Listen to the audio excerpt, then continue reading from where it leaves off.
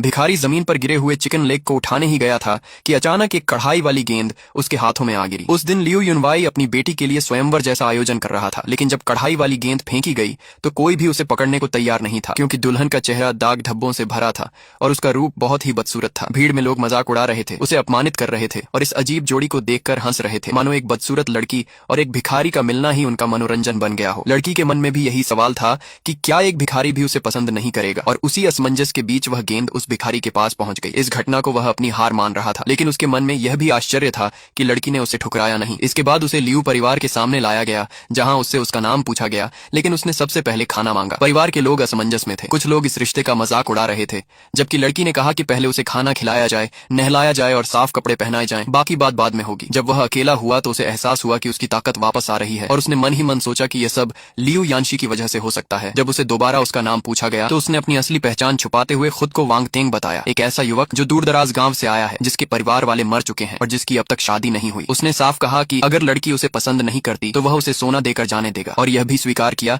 कि वह बचपन से ही बदसूरत है और उसके चेहरे पर जन्म के निशान है। लड़की और उसके परिवार ने उसे निर्णय लेने का पूरा अधिकार दिया, लेकिन तभी एक शक्तिशाली और सुंदर महिला वहां आई, जिसने खुद को उससे कहीं बेहतर बताया और उसे अपने साथ चलने का प्रस्ताव दिया। उसने उसे शक्ति, धन और सुंदरता का लालच दिया और यह स्पष्ट कर दिया कि कोई भी समझदार व्यक्ति उसकी तुलना में लियू परिवार की लड़की को नहीं चुनेगा। ऐसे माहौल में जब हर कोई मान चुका था कि वह उस सुंदर और ताकतवर महिला के साथ चला जाएगा, तब अचानक स्थिति बदल गई। खतरा सामने आया और अफरा तफरी मच गई। उसी बीच उसने साफ कहा कि उसके पास न ताकत है, न सत्ता और न ही कोई सहारा, लेकिन फिर भी अगर लड़की तैयार हो तो वह उससे शादी करना चाहता है।